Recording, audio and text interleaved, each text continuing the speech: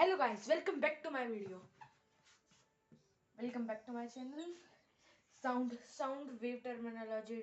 Today's topic is wave terminology. If you have not seen the previous part 1, तो आप जरूर देखिएगा. तो let's start the wave terminology. तो wave terminology के अंदर पहला टॉपिक क्या है? wave terminology. wave term के बारे में से रिलेटेड जो भी इंफॉर्मेशन है, जो भी फैक्ट्स हैं, वो सारे इसके अंदर डिस्कस होंगे. Let's start. सबसे पहले एम्पलीट्यूड. मैं आपको हर चीज एक डायग्राम की मदद से बताऊंगा या वन से ज्यादा भी, ताकि आप अच्छे से अंडरस्टैंड कर सकें. तो ये एक वेव हो गई. इसको साइना वेव कहते हैं. साइना वेव, जिसे साइना वेव भी कहा जाता है, क्योंकि एक अलग तरीके की वेव होती है जो कि सॉरी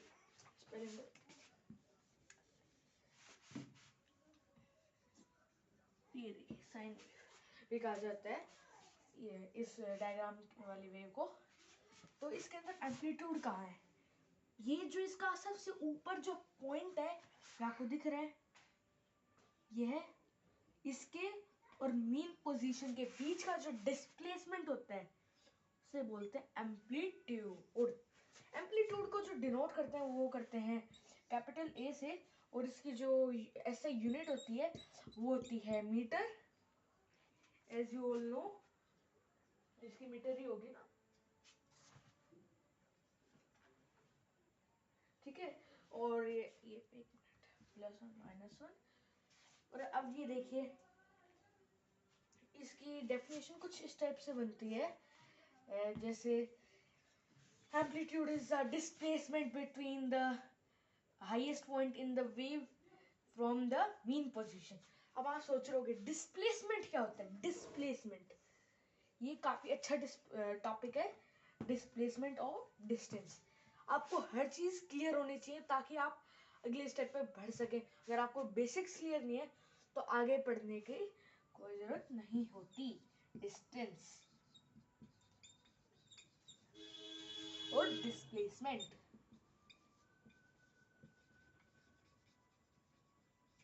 डिस्प्लेसमेंट डिस्टेंस क्या होता है? जैसे मैं आपको कुछ पॉइंट्स बना देता हूँ, ए बी सी. ए से सी पॉइंट में जाना है तो डिस्टेंस क्या होगा? आपने छोटी क्लासेस से पढ़ा होगा कि है ना, जो हम पाथ कवर करते हैं, जो हम डिस्टेंस, जो हम एक नंबर ऑफ स्टेप्स कवर करते हैं, उसे डिस्टेंस कहते हैं. तो डिस्टेंस ये भी है, बिल्कुल है. पर अगर सेम पॉइंट डिस्प्लेसमेंट के लिए पूछा जाए और ए से सी जाना हो तो डायरेक्ट होगा. इसका मतलब displacement is the shortest distance through which distance can be covered. ठीक है, ये शॉर्टेस्ट डिस्टेंस होता है डिस्प्लेसमेंट. ऐसे अगर ये डिस्टेंस बोला होता तो यहां से लेकर यहां तक का भी डिस्टेंस है, यहां से लेकर यहां तक का भी डिस्टेंस है, यहां से लेकर यहां तक का भी डिस्टेंस. डिस्टेंस तो कुछ भी हो सकता है, पर डिस्प्लेसमेंट सबसे छोटा. अब एक कॉम्पिटिटिव पार्ट भी है जो कि आपको पता होना चाहिए. ये कॉम्पिटिटिव लेवल के अंदर बहुत पूछा जाता है. मैंने तक इसको देखा है कॉम्पिटिटिव एग्जाम्स के अंदर, जो कि क्वेश्चन पूछा जाता है कि relation between amplitude and loudness.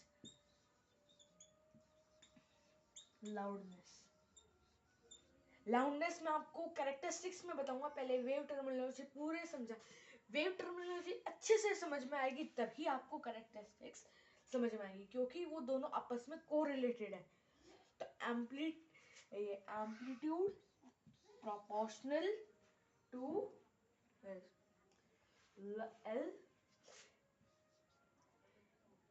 amplitude square is proportional to loudness. Proportionality का सिंबल अगर आपने पहली बार देखा है तो इसका मतलब क्या होता है? कुछ तो मतलब होता होगा. इसका मतलब होता है जैसे लाउडनेस बढ़ेगी वैसे एम्पलीट्यूड का स्क्वायर भी बढ़ेगा. प्रोपोर्शनैलिटी मतलब एक चीज बढ़ेगी तो दूसरी चीज में बढ़ेगी। ठीक है, अब मैं आपको बताऊंगा वेवलेंथ के बारे में। एक इम्पोर्टेंट टॉपिक है वेव टर्मिनोलॉजी का ही, अब ये भी देख लीजिए आप जल्दी से। वेव लेंथ, एक डायग्राम,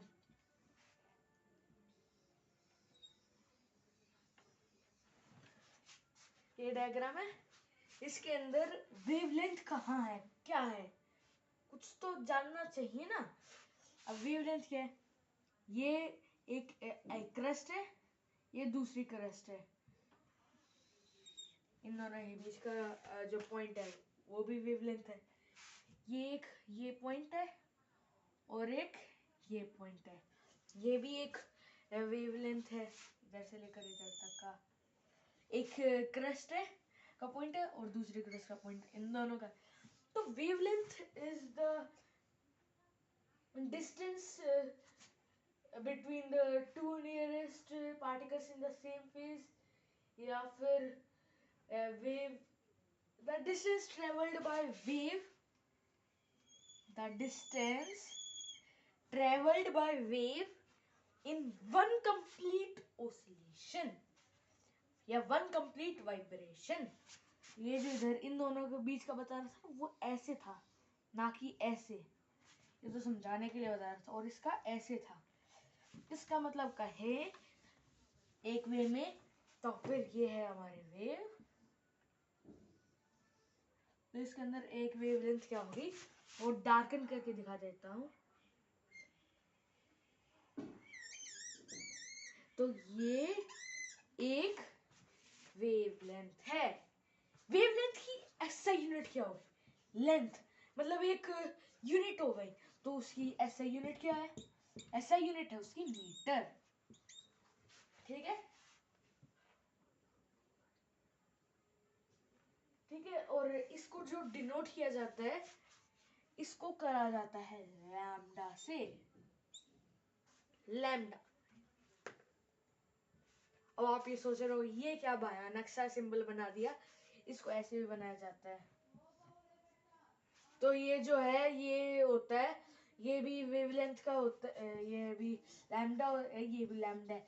लैम्डा जो है वो होता है एक सिंबल होता है जो कि वेवलेंथ के लिए यूज किया जाता है। ठीक है, तो ये होता है। अब टाइम पीरियड पढ़ते हैं। अब टाइम पीरियड, टाइम पीरियड अगर आपको याद हो तो सिंपल पेंडुलम के अंदर हमने टाइम पीरियड के बारे में क्या पढ़ा था। टाइम पीरियड क्या होता है, time taken by wave to complete one complete wavelength या वन कंप्लीट वाइब्रेशन। ठीक है, time taken by wave to complete one complete vibration.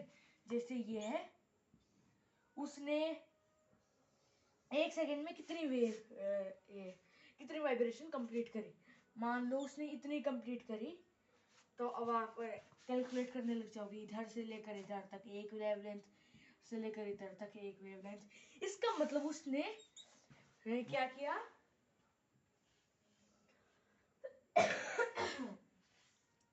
उसने इतना किया ट्रेवल, इतना वेव ट्रेवल किया 2 सेकंड में, और 2 सेकंड के अंदर 2 सेकंड में 2 करी तो 2/2 दैट इक्वल्स 1।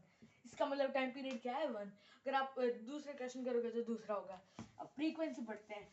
ये दोनों जो है ये थोड़े अलग टॉपिक है पर लगते सेम है, इनको ध्यान से समझना। तो अब फ्रीक्वेंसी, फ्रीक्वेंसी फ्रीक्वेंसी क्या होता है, फ्रीक्वेंसी कुछ नहीं होता, बस टाइम पीरियड का अपोजिट होता है। इसका मतलब एक सेकंड में उसने कितनी वेव्स ट्रेवल करी, ये है लो फ्रीक्वेंसी का, लो फ्रीक्वेंसी, और ये है हाई फ्रीक्वेंसी का। इसका मतलब दोनों एक ही सेकंड में ट्रेवल हुए। मतलब फ्रीक्वेंसी क्या है, number of vibrations covered by one oscillating vibrating object in 1 second. ठीक है, कितनी नंबर ऑफ वाइब्रेशंस एक वेव कवर करती है 1 सेकंड के अंदर, इसकी जो यूनिट होती है ऐसा यूनिट वो होती है हर्ट्स, बाकी उसकी अदर यूनिट जो होती है अदर वो होती है किलो हर्ट्स। अब दोनों का रिलेशन भी बता देता हूँ। 1 किलो हर्ट्स इक्वल्स 1000 हर्ट्स। ठीक है, और टाइम पीरियड की ऐसा यूनिट होती है सेकंड, और अदर यूनिट्स आप टाइम की सारी जो यूनिट्स है वो इसकी भी है।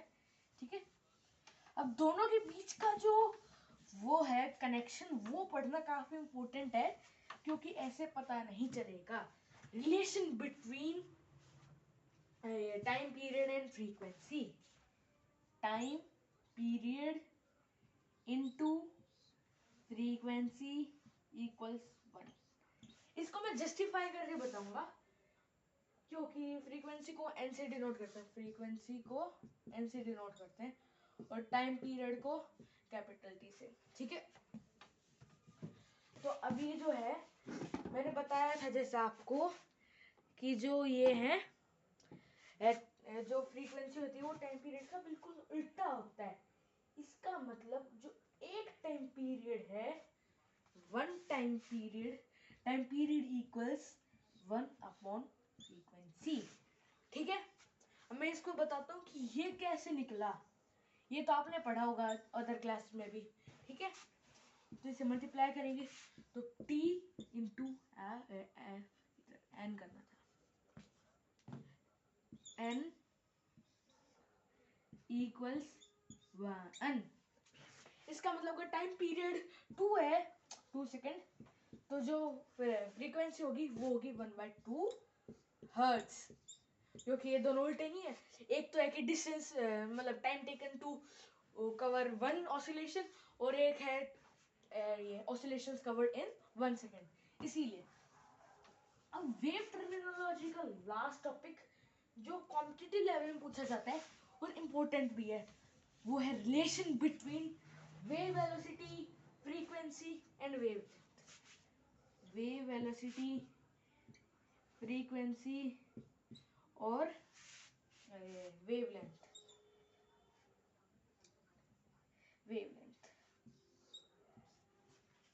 तो होता क्या है वेव वेलोसिटी? जब मैंने वेलोसिटी का नाम लिया, वेव वेलोसिटी के अंदर इधर क्या है, वेलोसिटी क्या होती है? वेलोसिटी कुछ नहीं है, वो स्पीड भी कह सकते हैं एक तरीके से, बस वो स्केलर क्वांटिटी होता है, वेक्टर क्वांटिटी होता है। वेक्टर क्वांटिटी मतलब जिसके अंदर उसकी डायरेक्शन भी गिवन हो। ठीक है, तो अब ये है, तो wave velocity equals frequency into